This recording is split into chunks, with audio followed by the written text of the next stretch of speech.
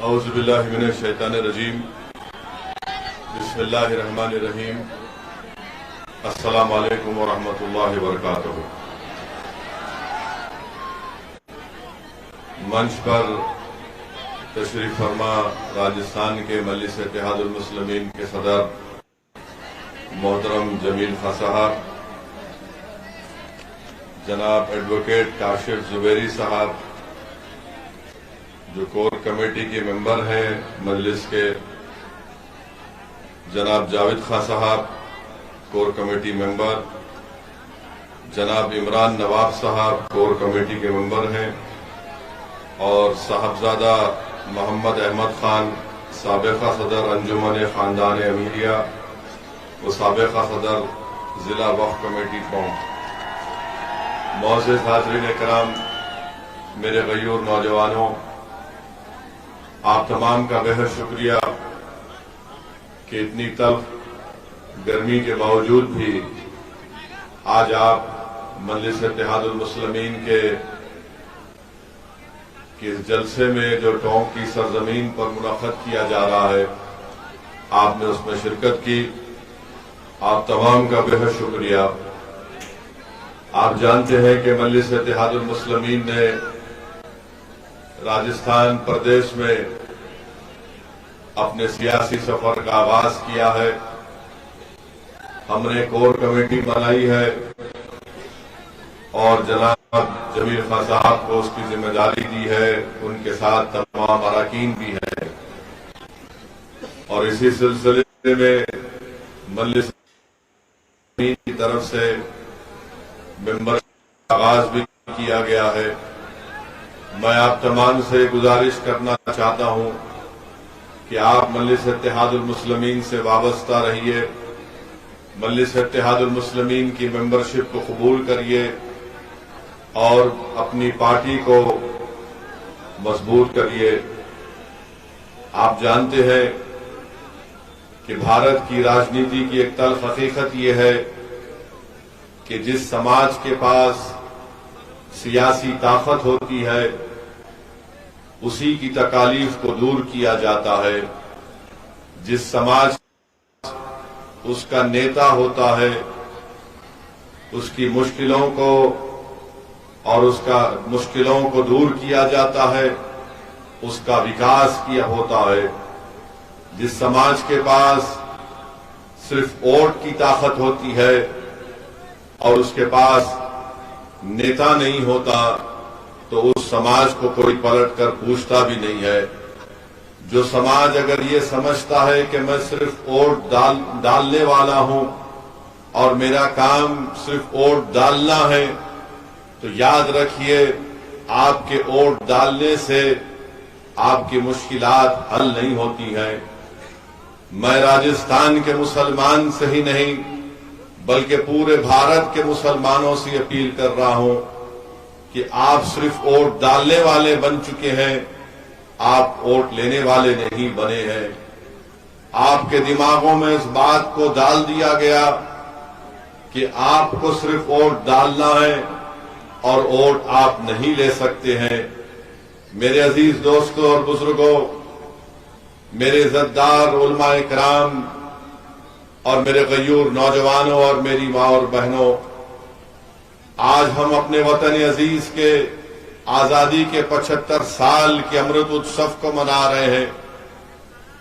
हम देख रहे हैं कि पार्लियामेंट के 16 या 17 इलेक्शन हो चुके हैं, मगर आज आप बताइए भारत की पार्लियामेंट में अगर 22 या 23 मुसलमान जीत कर आते हैं, जो हमारे मुसलमानों की आबादी के तनासुब के लिहाज से सिर्फ 4 और 5% के दरमियान में। और मैं बड़ी जिम्मेदारी के साथ आपसे कह रहा हूं कि भारत में जितने समाज हैं, जितनी बरादरियां हैं, शेड्यूल कास्ट और शेड्यूल ट्राइब को छोड़कर, चाहे वो आला जात के हों या ओबीसी के हों, वो तमाम के तमाम बिरादरों की नुमाइंदगी भारत की पार्लियामेंट में या तो उनकी आबादी से बढ़कर मिलेगी या कम से कम उनकी आबादी तक उनके अरकान पार्लियामेंट या मेंबर ऑफ पार्लियामेंट आपको मिल जाएंगे। आखिर क्या वजह है कि भारत की पार्लियामेंट में मुसलमान जीतकर क्यों नहीं आते? आखिर वजह है, कभी आपने सोचा? आपको यह कह दिया गया कि जब इलेक्शन आता है तो सेकुलरिज्म के नाम पर वोट देना चाहिए आपको। और मैं जो बात कहने जा रहा हूं, बहुत से लोगों को तकलीफ होगी, मगर मुसलमान कौम के जिम्मेदारान भी इलेक्शन के वक्त मस्जिदों से ऐलान कर देती है कि सेकुलरिज्म के नाम पर वोट दो। मुसलमान कौम के बड़े बड़े लोग ये ऐलान कर देते हैं कि सेकुलरिज्म की बका के लिए वोट दो। मुसलमान कौम को कहा जाता है कि ये चुनाव तुम्हारी जिंदगी और मौत का इलेक्शन है। बताओ मेरे अजीज दोस्तों और बुजुर्गों, भारत का कौन सा ऐसा चुनाव है जो हमारे लिए जिंदगी और मौत का नहीं बना? चुनाव के बाद जब हम मर जाते हैं तो कोई आकर पूछता नहीं है। चुनाव के बाद जब हमको पुलिस थाने ले जाकर मार मार कर हमारी कस्टोडियल डेथ हो जाती है तो कोई पूछने वाला नहीं।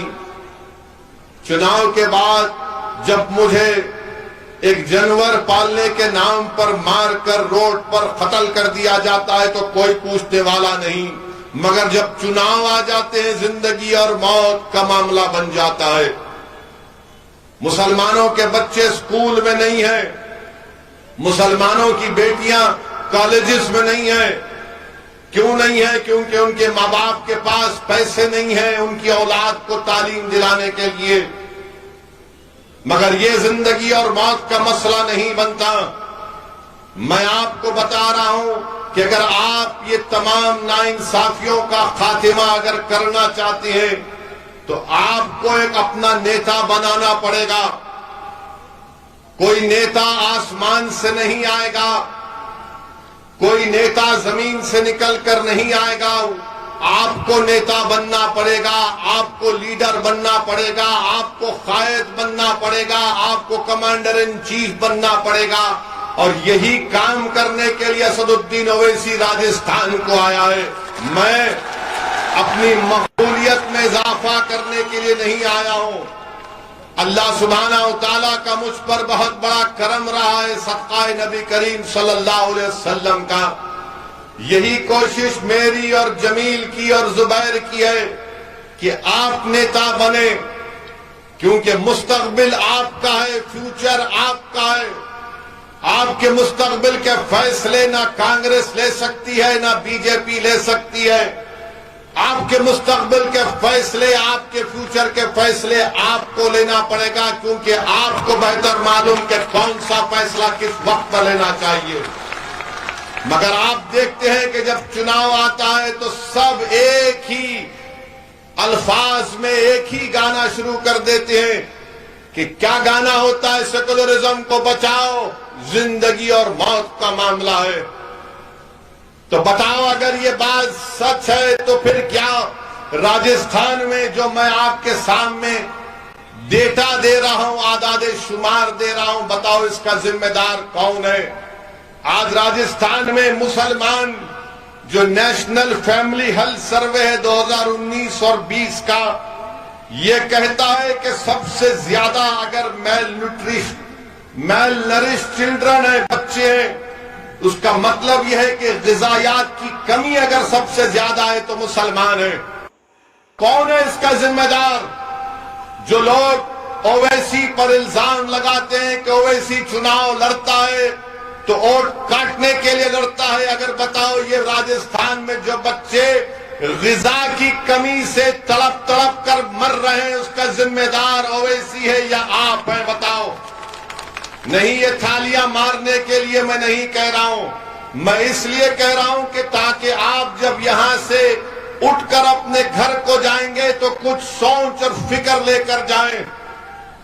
जब मैं अपना भाषण खत्म करूंगा तो आपको मैं मजबूर बातें यहां पर कह रहा हूं कि आपके दिल तक पहुंचे, आपके दिमाग तक पहुंचे, आपके घर तक पहुंचे, आपकी मां तक पहुंचे, आपके दोस्तों तक पहुंचे। और मैं चाहता हूं कि मैं जो कुछ कह रहा हूं ये बातें सचिन पायलट और अशोक गहलोत को और बीजेपी के मोदी और आरएसएस के लोगों तक भी पहुंचे।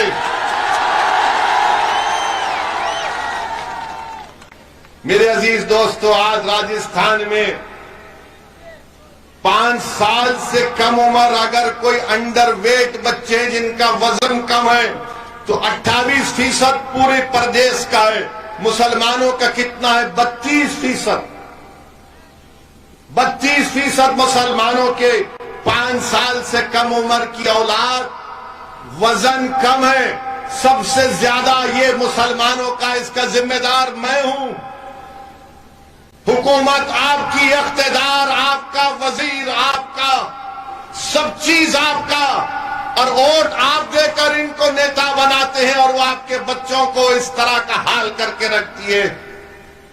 मैं राजस्थान की आवाम से, राजस्थान की जनता से कह रहा हूं, आपको ओवैसी पसंद नहीं होगा, पसंद मत करिए। मैं आपके पसंद का मोहताज कभी नहीं रहूंगा, मगर मैं जो सच्चाई को बयान कर रहा हूं वो तुमको इस पर सोचकर बताना पड़ेगा कि हमारे वोट से, मुसलमानों के वोट से तुमको तख्त और ताज मिला, मगर तुमने हमारे 5 साल के बच्चों को किस तरह का, किस हाल में पहुंचा दिया।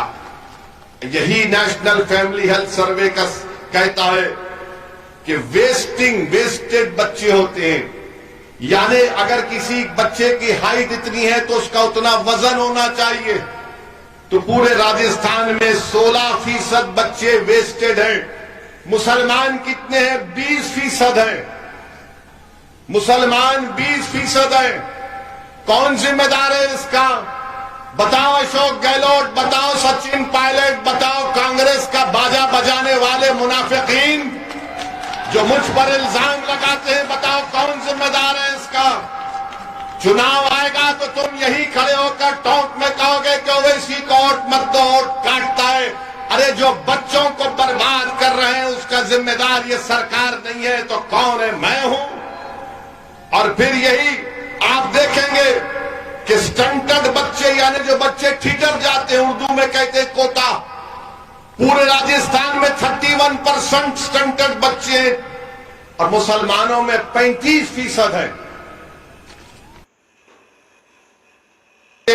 आपके घर में आपका भाई होगा, आपकी बहन होगी, आपकी औलाद होगी। बताओ ये आपके लिए ये मामला क्या है? फिर पूरे राजस्थान में खून की कमी, एनीमिया, खून की बीमारी होती है जिससे ऑक्सीजन लेने में कमी होती है। यानी 6 महीने से 60 महीने के दरमियान में पूरे राजस्थान में करीब 60% ऐसे बच्चों को एनीमिया की बीमारी है। मुसलमान कितने हैं? 68.7%। 68.7% है। और जब चुनाव आएगा तो बोलेंगे ये ओवैसी आया है, भड़काऊ भाषण देता है। अरे मैं भड़काऊ भाषण देने का इल्जाम तुम मुझ पर इसलिए लगाते हो क्योंकि मैं तुमको आईना दिखाता हूं, तुम्हारी बर्बादी की दास्तान गरीबों में बयान करता हूं। ये आपका हाल राजस्थान में करके रख दिए मेरे अजीज दोस्तों और बुजुर्गों। और आपको मालूम कि पूरे राजस्थान में हायर एजुकेशन में मुसलमानों का जो एनरोलमेंट होता है 2019 और 20 के आंकड़े दे रहा हूं, सिर्फ 2%। सिर्फ 2% हायर एजुकेशन में मुसलमान जाते हैं। बताओ आपने क्या किया इन लोगों के लिए? चुनाव आएगा तो बोलेंगे भाजपा को हराना है, मोदी को हराना है। ओवैसी के बातों में मत आओ।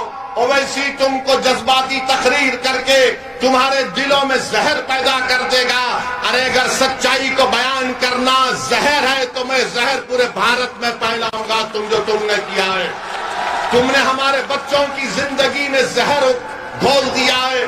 तुमने हमारे मासूम बच्चों को बर्बाद किया है। सत्ता में तुम हो, मैं नहीं हूं। इख्तिदार पर तुम हो, मैं नहीं हूं। मुख्यमंत्री तुम हो, मैं नहीं हूं। वजीर तुम हो, मैं नहीं हूं। प्रधानमंत्री तुम हो, मैं नहीं हूं। मेरा हाल तुमने ये करके रख दिया। और जब चुनाव आएगा तो सब के सब खड़े हो जाएंगे एक साथ, पूरे जोकर खड़े होकर पुकार पुकार कर कहेंगे असद की बातों में मत आओ, असद की बातों में मत आओ।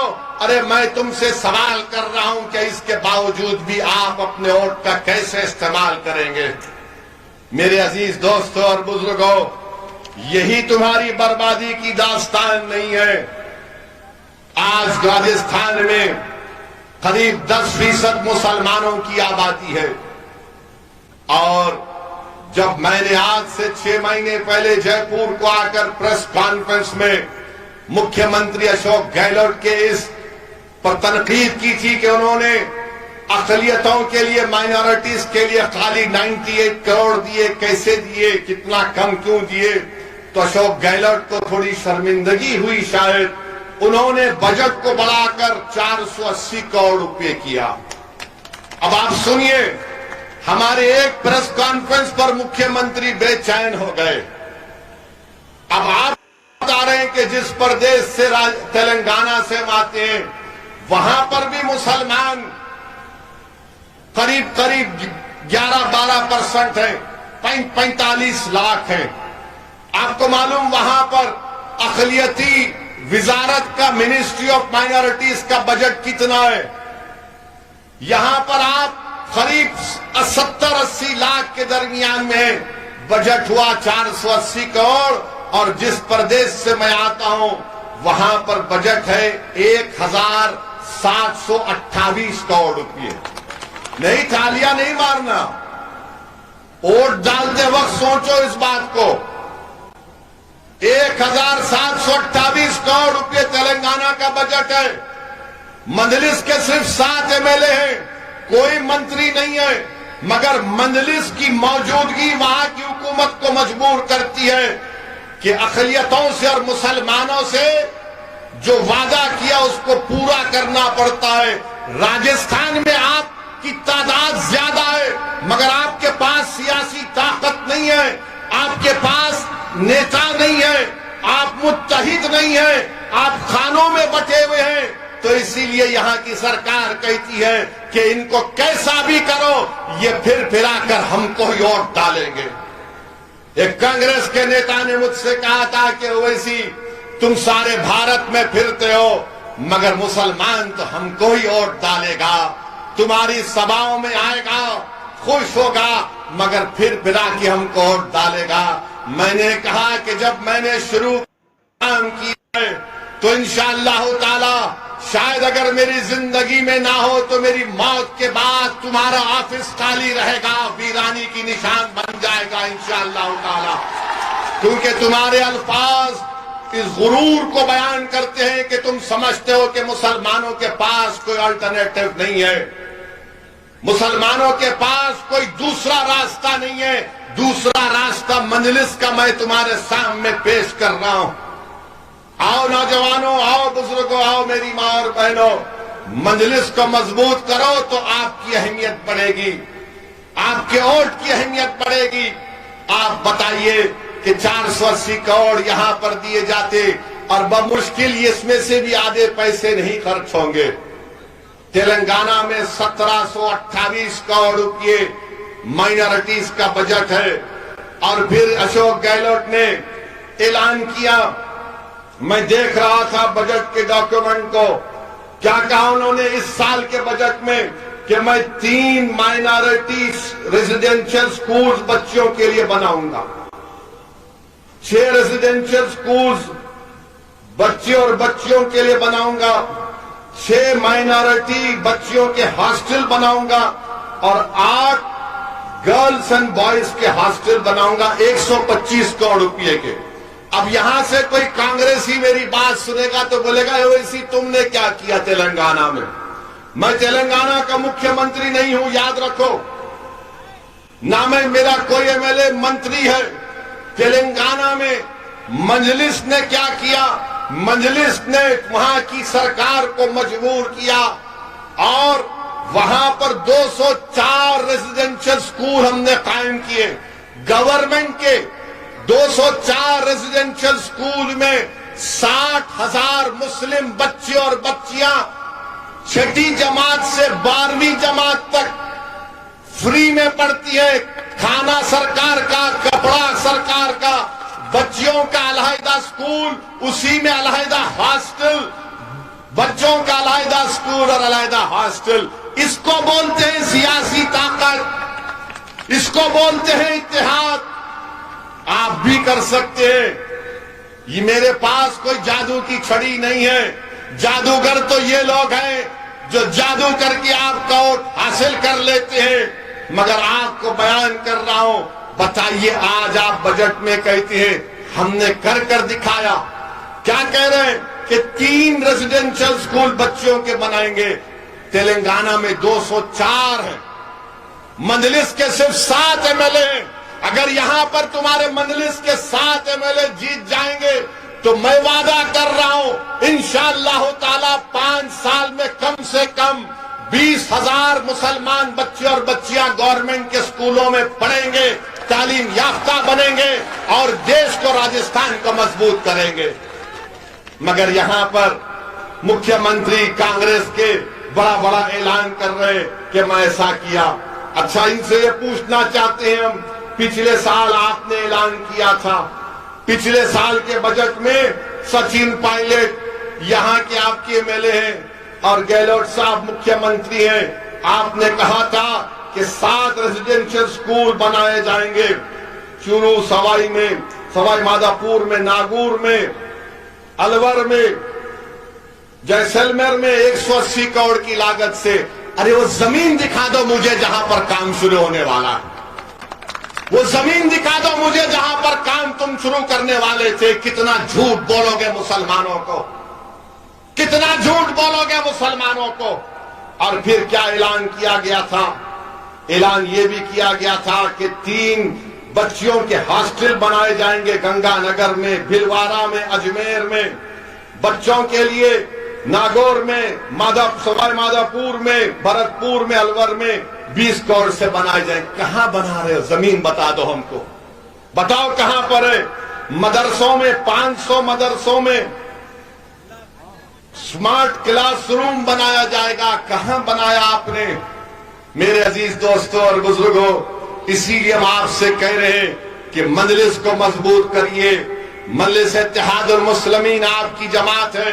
अगर आप मजलिस को मजबूत नहीं करेंगे तो याद रखिए आपका इसी तरह एक्सप्लॉयटेशन होगा, इसी तरह आपका इस्तेसाल किया जाएगा।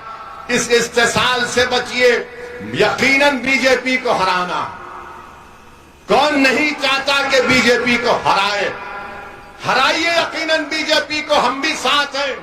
क्या तेलंगाना में 2014 का पार्लियामेंट इलेक्शन, 2019-18 का असेंबली और का इलेक्शन हुआ, क्या हमने बीजेपी को वहां पर नहीं रोका? कैसे रोका हमने तेलंगाना में बीजेपी को? 2014 के असेंबली के इलेक्शन में रोका, विधानसभा के 2018 में रोका और इंशाअल्लाह 2023 में भी रोकेंगे। मगर रोकते कैसा हमें सुनो आप, कैसा रोकते? पूरे भारत में मुसलमान मर जाता है बीजेपी को रोकने के लिए, तो हम तेलंगाना में हम मरते नहीं, हम जिंदा रहते हैं। जिंदा रहकर बीजेपी को रोकते और अपने आप को ताकत देते। 7 एमएलए जीतते हैं और फिर बीजेपी को रोकते भी हैं। मगर यहां पर क्या होता है कि नहीं नहीं प्यारे, तुम मिट जाओ, मर जाओ, घर बर्बाद कर लो, मगर बीजेपी को रोको, क्योंकि तुम्हारी खबरों के ऊपर हम इख्तिदार का महल तामीर करेंगे। यही तो हो रहा है ना। हमारे ख्वाबों को चूकनाचूर करके कांग्रेस अपने इख्तिदार का महल तामीर करती है। हमारे बच्चों के मुस्तकबिल को बर्बाद करके इख्तिदार पर आते हैं। हमारे बच्चों को जेल में डालकर मुख्यमंत्री और वजीर बन जाते हैं। मुस्लिम इलाकों को पसमानदा रखकर अपने इख्तिदार की महलों को चमकाया जाता है। मेरे अजीज दोस्तों और बुजुर्गों, मेरे गयूर नौजवानों, मेरी जबान से निकलने वाले अल्फाज अगर आपको कड़वी लग रहे हैं तो मुझे माफ करना। मैं लच्छेदार गुफ्तगू करने का आदी नहीं हूं। अल्लाह ने मुझे जब खड़ा किया है बोलने के लिए, तो भारत का पार्लियामेंट हो या फिर टोंक की सरजमीन हो, भारत की पार्लियामेंट में अगर बीजेपी के 300 एमपियों के सामने खड़े होकर अगर मैं कहता हूं कि भाजपा भारत के मुसलमानों पर जुल्म कर रही है, तो खड़े होकर कहता हूं कि बगैर किसी से डरे, क्योंकि मेरा ये बुनियादी हक है संविधान के तहत। मेरे इज्जतदार मां और बहनों, आप सोचिए कि राजस्थान में 9 मुस्लिम एमएलए जीतते हैं, जिसमें से 3 हमारे मेवात के मियों मुसलमान है। आज हमने देखा कि भरतपुर में जुनैद और नासिर को मार दिया गया। कितने एमएलए जबान खोलकर बोले, कितने एमएलए खुलकर मजम्मत किए। जब हैदराबाद से निकलकर असदुद्दीन ओवैसी भरतपुर जा सकता है, तो क्या जयपुर से और टोंक से निकलकर सचिन पायलट और अशोक गहलोत नहीं जा सकते जुनैद और नसीर के घर को? डरते हैं। अगर जाएंगे मुसलमानों के साथ देखेंगे तो हिंदू भाइयों का वोट नहीं मिलेगा। यह सच्चाई है, याद रखो आप। ये आपका वोट चाहते हैं, मगर आपकी जब भाई की लाश पड़ी हुई है उसके सामने आकर ठहरना नहीं चाहते। आपका वोट चाहते हैं, मगर मेरे भाई की बेटे की खबर पर जाकर फूल नहीं चढ़ाना चाहते। ये आपकी हकीकत है, बता रहा हूं मैं आपको। और फिर आपके यहां के विधायक साहब सचिन साहब ने क्या बयान दिया? दोषियों को सजा मिलनी चाहिए। अरे ये तो 70 साल से बोला जा रहा है सचिन साहब, दोषियों को सजा मिलनी चाहिए। अरे दोषी को सजा नहीं मिलती, हमको सजा मिलती है। हमारे बेटे मर जाते, जेल को हम बाप जाता है। हमारी बेटी की मुस्तकबिल को बर्बाद कर दिया जाता है, हमारा घर वीरान हो जाता है, सजा हमको मिलती है। क्यों सचिन साहब, आप जुनैद और नासिर का नाम नहीं ले सकते थे? आप नहीं कह सकते थे कि नाम निहाद गौ रक्षक हैं जो जुल्म कर रहे मेवाती मुसलमानों पर? क्या ये भारत के शहरी नहीं है? आखिर क्यों डरते हैं आप लोग? अरे बीजेपी को अगर हराना है तो आइडियोलॉजी पर हराना पड़ेगा। अंधेरे का मुकाबला अंधेरे से हो सकता है क्या? बताओ। जहालत का मुकाबला जहालत से होगा, जुल्म का मुकाबला जुल्म से होगा। अरे जहालत का मुकाबला इल्म से होता है, अंधेरे का मुकाबला रोशनी से होता है, जुल्म का मुकाबला ताकत से होता है। तुम सिर्फ थाली मारकर घर में जाकर सो नहीं जाना। आपके बार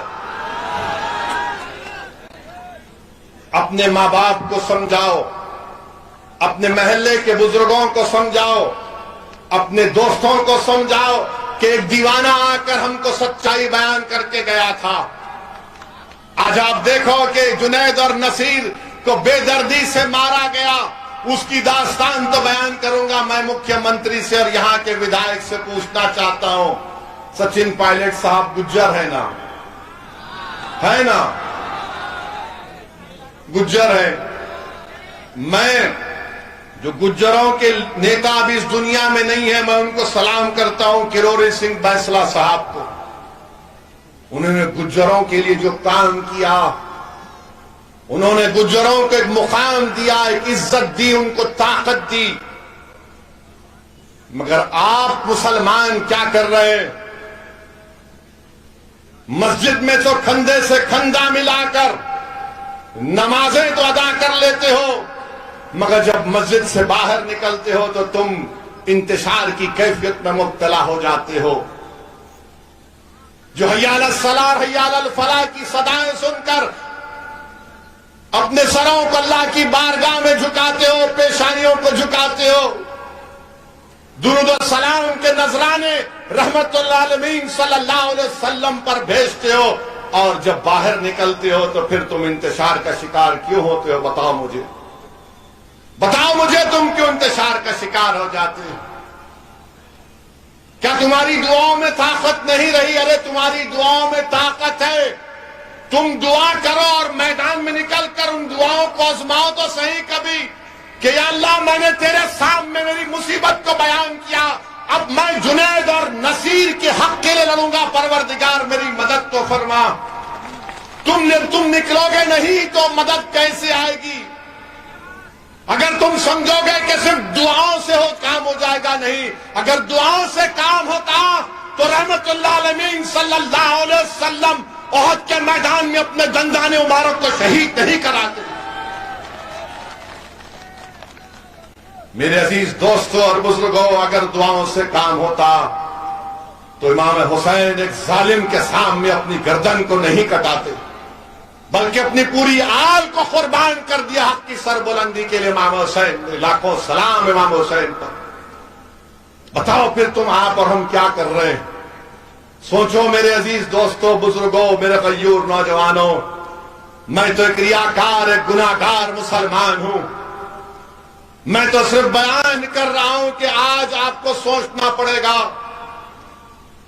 जुनैद और नासिर को किडनैप किया गया, किडनैप करके उनको मारा और पीटा गया। उसके बाद हरियाणा के पुलिस स्टेशन में ले जाकर इन जालिमों ने थानेदार से कहा कि इनको ले लो, अरेस्ट करो। इन्होंने गाय तस्करी करते थे, तो थानेदार ने कहा ये मर जाएंगे, मैं नहीं लूंगा। तो इन जालिमों ने 180 किलोमीटर दूर ले जाकर 180 किलोमीटर दूर ले जाकर जुनैद और नासिर को, उनके जिस्मों को जला दिया, गाड़ी को जला दिया। थोड़ी देर के लिए सोचो कि जुनैद तुम्हारा खून का भाई है, थोड़ी देर के लिए सोचो कि नासिर तुम्हारा भाई है। मैं इसलिए कह रहा हूं कि भारत में बहुत कम लोग रह गए हैं जो गरीबों की बर्बादी को अपनी बर्बादी समझते हैं, जो मजलूमों की बर्बादी को अपनी बर्बादी समझते हैं। मगर कम से कम तुम तो समझो, क्या तुम उस वक्त उठोगे जब तुम्हारे घर में तुम्हारा भाई जलेगा? क्या तुम उस वक्त उठोगे जब तुम्हारे सामने जली हुई लाशें आएंगी? ये पूरे देश के लिए कह रहा हूं, ये सिर्फ मुसलमानों का मसला नहीं है, ये इंसानियत का मसला है, ये भारत के संविधान का मसला है, रूल ऑफ लॉ का मसला है। मैं देश के प्रधानमंत्री से कह रहा हूं कि G20 के आप प्रेसिडेंटशिप मुबारक हो, मगर ये कौन सी भारत में ये रिवाज बन चुका है कि बच्चों को किडनैप करके उनको पीट कर उनको जिंदा जला दिया जाता है। ये कौन से आजादी का अमृत उत्सव मना रहे? ये गांधी का मुल्क है, अबुल कलाम आजाद का मुल्क है, जौहर बरदरान का मुल्क है, गरीब नवाज की सरजमीन है ये। और आज आप ये हमको तोहफा दे रहे हैं, ये हमको तोहफा दे रहे हैं। मेरे अजीज दोस्तों और बुजुर्गों, क्या गुजरेगी?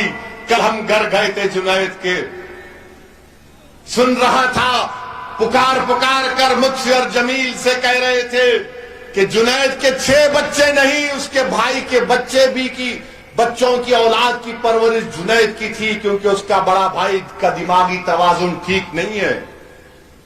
जुनैद अपने बच्चों के साथ अपने भाई के बच्चों को भी पालता था। आज एक घर में एक आदमी के मौत से, उसको जिंदा जलाने से 13 बच्चे यतीम हो गए, 13 बच्चे यतीम हो गए। अरे अगर ये गांधी का मुल्क है, गौतम बुद्ध का मुल्क है, महावीर का मुल्क है, सुल्तान हिंद गरीब नवाज का मुल्क है, तो फिर कहां गई इंसानियत? ये कौन है ये शयातीन जो इंसानियत को खत्म करना चाहती है? मेरे अजीज दोस्तों और बुजुर्गों, आज आप देखते हैं क्या राजस्थान के मुख्यमंत्री ने ऐलान किया कि हम जुनैद और नासिर को 15-15 लाख देंगे। मुख्यमंत्री अशोक गहलोत साहब, जब आपके प्रदेश में भीलवाड़ा और उदयपुर में इस तरह का एक वाकया जो हम सब ने कंडेम किया था, तो आपकी सरकार ने 50 लाख और एक गवर्नमेंट की नौकरी दी थी। यहां पर भरतपुर में अगर होता है तो क्यों नहीं दे रहे हैं आप? आप तो फरका कर रहे हैं, आप डिस्क्रिमिनेशन कर रहे हैं। कांग्रेस की सरकार तासुबियत का मुजाहरा कर रही है। मरने वाला तो मर गया, मगर मजहब के नाम पर 50 और 15 लाख कैसे खोते हैं? बताओ मुझे। बोलो जो कांग्रेस की तायीद करते हैं, सदियों से कर रहे, खानदान का कर रहे, बताओ ये कौन सा इंसाफ है? क्या जुनैद और नासिर की जिंदगी, उनकी जिंदगी कम थी क्या? बल्कि मेरा तो मानना यह है कि इंसान की जान की कोई कीमत नहीं हो सकती। इंसान के जान की कोई कीमत नहीं हो सकती। किसी माँ से पूछो, किसी बाप से पूछो, किसी भाई से पूछो, किसी बेटे से पूछो, किसी बेटी से पूछो कि बताओ तुम्हारे बाप और बेटे और भाई की जान की कीमत क्या है, तो बोलेगा कि तू सारी दुनिया रख ले, मुझे इसकी जान दे दे। मगर आज हम देख रहे हैं कि 15 लाख का ऐलान किया जाता है। मेरे अजीज दोस्तों और बुजुर्गों, इससे बढ़कर और क्या हो सकता है।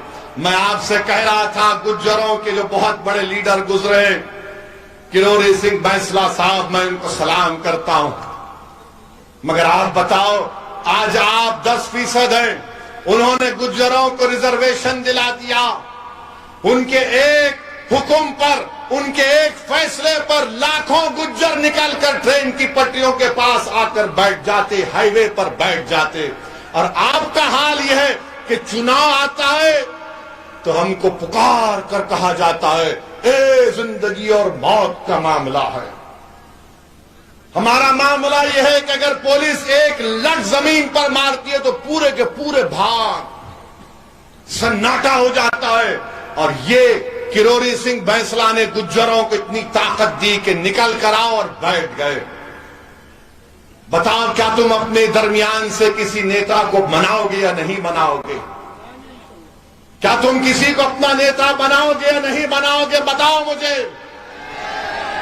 तुम में काबिलियत है, याद रखो, अल्लाह ने तुमको बेइंतहा नेमतों से नवाजा है। तुमको अंदाजा भी नहीं है कि तुम्हारे सीनों में जो दौलत है, तुमको अंदाजा भी नहीं है कि तुम्हारे सीने में जो ताकत है, तुमको अंदाजा भी नहीं है कि अल्लाह ने तुमको कितनी नेमतों से नवाजा है। तुम सिर्फ अल्लाह की जात पर तवक्कल करो और एक अच्छा फैसला लो। वरना याद रखो, जो इस्तेसाल, जो लूट, जो कमजोरियां 70 साल से पैदा हो गई, वो कभी खत्म नहीं होगी। नौजवानों, तुम्हारे लिए ओवैसी लड़ रहा है। मेरा मुस्तकबिल नहीं है, मेरी जिंदगी का चिराग कभी भी गुल हो सकता है, हम सब जाएंगे इस दुनिया से। नौजवानों, तुम्हारे लिए लड़ाई लड़ रहे हैं, बेटियों तुम्हारे लिए लड़ाई लड़ रहे हैं। तुमको इसमें साथ देना पड़ेगा, अपने घर वालों को मनाना पड़ेगा। मेरे अजीज दोस्तों और बुजुर्गों, क्यों नहीं राजस्थान के 10% मुसलमानों को रिजर्वेशन मिलता है? क्यों नहीं दिया जाता, बताओ आप? बल्कि कायम खानी लोगों को रिजर्वेशन मिलना चाहिए, मुस्लिम मिरासियों को मिलना चाहिए, मीर राना को मिलना चाहिए, बैटी को मिलना चाहिए, बारूद मुसलमान को मिलना चाहिए, मियों मुसलमानों को मिलना चाहिए, मगन नायर मुसलमानों को मिलना चाहिए, दमामी मुसलमान बरादरी को मिलना चाहिए, लंगा गोदी मुसलमान बरादरी को मिलना चाहिए, नागरची बरादरी मुसलमानों को रिजर्वेशन मिलना चाहिए। क्यों नहीं देते अशोक गहलोत दोनों रिजर्वेशन?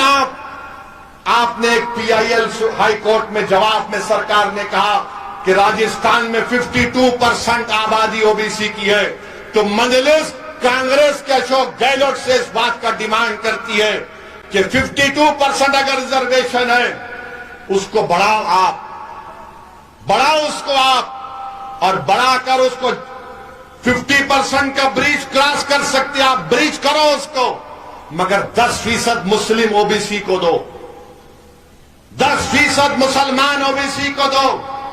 हम चाहते हैं कि हमको भी हिस्सा मिले, हम चाहते हैं कि हमारा बेटा भी DM बने, हम चाहते हैं कि हमारा बेटा भी IPS ऑफिसर बने, हम चाहते हैं कि हमारी बेटियां डॉक्टर बने, हम चाहते हैं कि हमारे बच्चे पुलिस में आए, मगर रिजर्वेशन के बगैर कैसे आएंगे? ये कौन सा इंसाफ है, बताओ आप, कि मुसलमानों को, राजस्थान के ओबीसी मुसलमानों को रिजर्वेशन नहीं दिया जाता?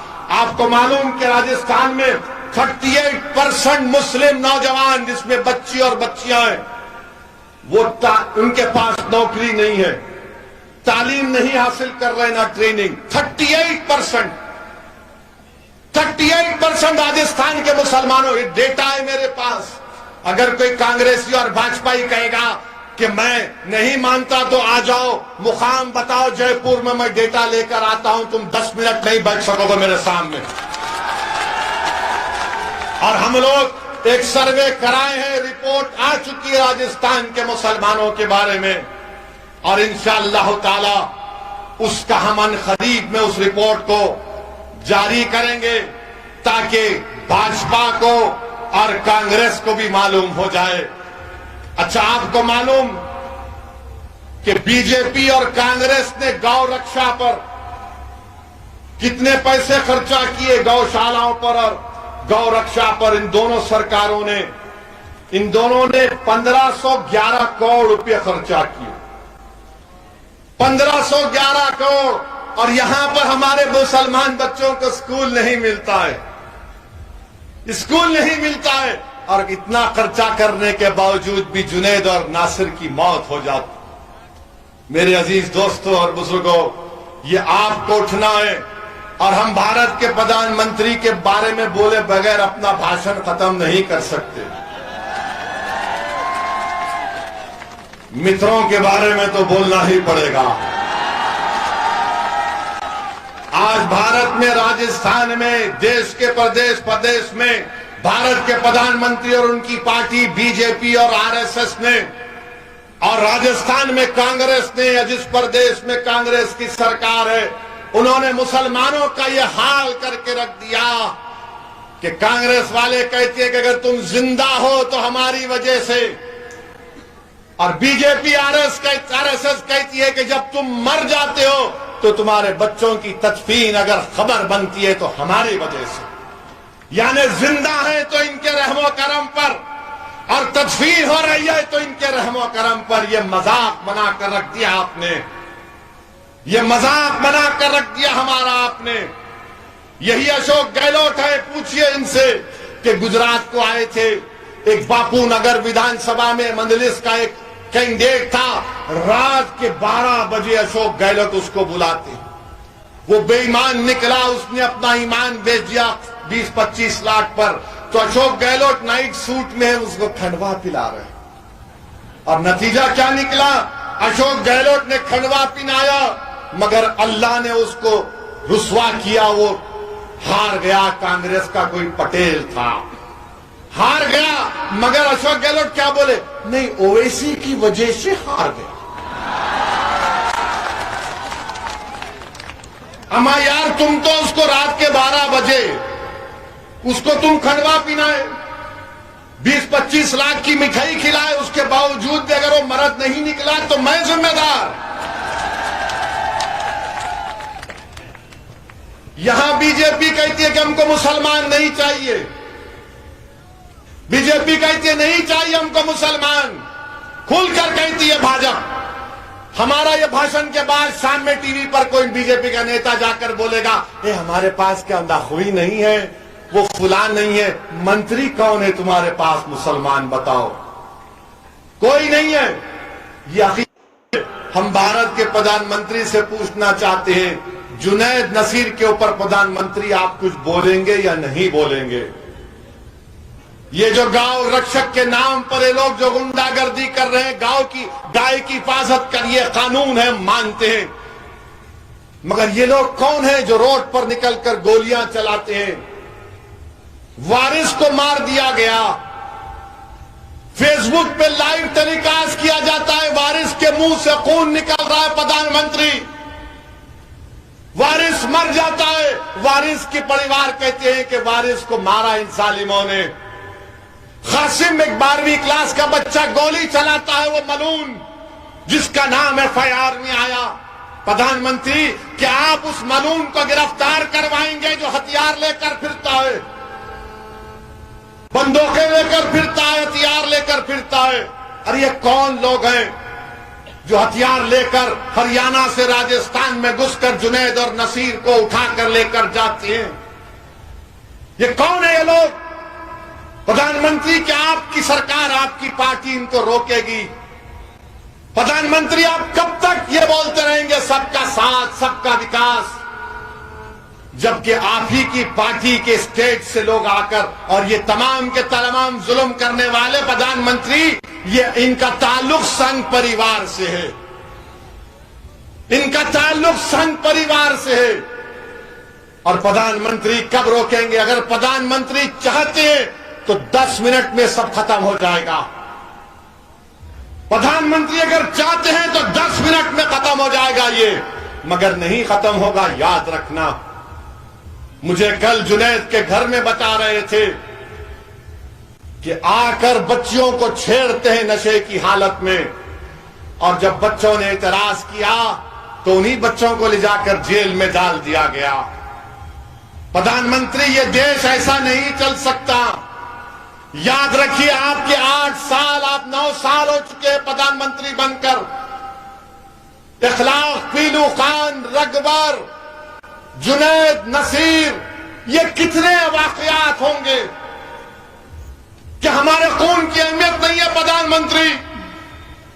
अगर हमारा जुर्म मुसलमान है तो कौन सा जुर्म है ये बताओ कि हमारे बच्चों को ले जाकर जिंदा जला दिया जाता है, हमारे घर में बच्चों को यतीम कर दिया जाता है। प्रधानमंत्री, आप क्या मुंह नहीं खोलेंगे?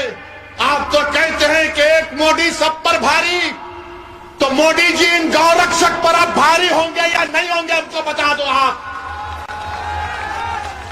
पार्लियामेंट में छाता मार के बोलते प्रधानमंत्री ऐसा, मगर प्रधानमंत्री चीन का नाम नहीं लेते। और ये गौरक्षक नहीं है, ये गाय के नाम पर जुल्म करने वाले लोग हैं।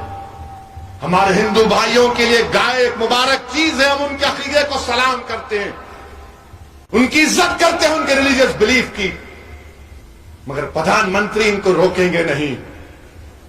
क्या मोदी इन जालिमों पर भारी पड़ेगा या नहीं पड़ेगा, बता दो प्रधानमंत्री।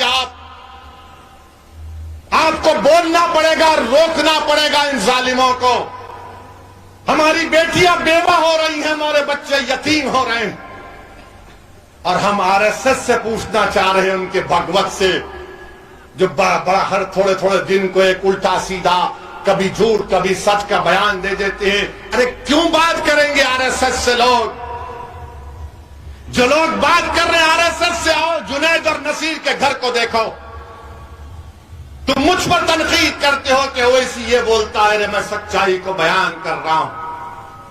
मेरे अजीज दोस्तों और बुजुर्गों, यही चंद गुजारिशात मुझे आप तक रखना था।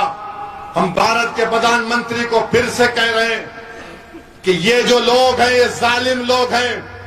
प्रधानमंत्री, अगर आप गांधी से मोहब्बत करते हैं, अगर आप गांधी से सच्ची मोहब्बत करते हैं, तो जिन्होंने जुनैद और नसीर को मारा प्रधानमंत्री, वो नाथूराम गोडसे की नाजायज हरामी औलाद है। प्रधानमंत्री, अगर आप गांधी से मोहब्बत करते हैं तो नाथूराम गोडसे की औलाद को रोको, इनको जेल में डालो। प्रधानमंत्री, ये जालिम लोग हैं, ये नाथूराम गोडसे की औलाद हैं। जुनैद और नसीर को मारने वाले नाथूराम गोडसे की हरामी औलाद है। इखलाक और पीलू खान को मारने वाले नाथूराम गोडसे की औलाद है। ये गांधी से नफरत करने वाले लोग हैं। हम आपको कहना चाह रहे हैं प्रधानमंत्री, आप मुसलमानों के भी प्रधानमंत्री है या नहीं, बता दो आप। अगर आप मुसलमानों के प्रधानमंत्री हैं तो हमको इंसान की तरह देखो। हम कभी वोट नहीं दिए बीजेपी को, ना देंगे इंशाअल्लाह ताला। हम कभी आरएसएस को नहीं मानेंगे, ना बात करेंगे इंशाअल्लाह ताला। हम डर कर आपके सामने नहीं झुकने वाले हैं, हम लड़कर अपना हक लेंगे इंशाअल्लाह ताला आपसे। मेरे अजीज दोस्तों और बुजुर्गों, बहुत से लोग आज के बाद बड़ी तकलीफ में आएंगे। हम तो पायलट साहब से भी कहना चाह रहे हैं, पायलट साहब, मुझे लगता है कि आपका ख्वाब पूरा नहीं होगा। आपका ख्वाब तो पूरा नहीं होगा पायलट साहब, आप ऐसे ही फिरते रहेंगे। मगर पायलट साहब, अब के बार चुनाव आप गुज्जर विधानसभा से लड़िए। जैसा कि हमको बताया गया, दौसा है, मादापुर है, करौली है, यहां से मजलिस लड़ेगी इंशाअल्लाह ताला। क्या आप साथ देंगे मजलिस का? आवाज में दम नहीं है यार। ऐसी आवाज निकालो कि अशोक गहलोत और सचिन पायलट और दिल्ली में मोदी तक पहुंच जाए कि राजस्थान में अब नया सियासी इंकलाब लिखा जाएगा। क्या आप साथ देंगे मजलिस का? क्या आप मजलिस का साथ देंगे? क्या आप मजलिस को वोट देंगे? क्या आप राजस्थान में सियासी इंकलाब बर्पा करेंगे? इंशाअल्लाह ताला। मगर जब पोलिंग बूथ को जाएंगे तो कोई पुकार कर बोलेगा, हे भड़काऊ भाषण को याद मत रख। बहुत बोलेंगे, हमारे खिलाफ बोलते हैं, बहुत बोलते हैं, इल्जाम लगाते हैं। हम तो कानून इल्जाम लगाने वालों से भी एक ही बात कहते हैं कि मैंने तुमको अल्लाह के हवाले किया, अल्लाह फैसला करेगा तुम्हारे इल्जाम का, क्योंकि अल्लाह फैसला करेगा हर चीज का। अल्लाह मेरे दिल में क्या है, आपके दिल में क्या है, जानता है। बहरहाल अजीज दोस्तों, आपका बेहद शुक्रिया। मजलिस के संगठन को मजबूत करिए, मजलिस के मेंबरशिप बनाइए और अपने मुस्तकबिल के फैसले करिए। नेता बनिए, लीडर बनिए, कायद बनिए। आप में अल्लाह ने बेशुमार नेमतें आप में हैं। अस्सलाम वालेकुम व रहमतुल्लाहि व बरकातहू।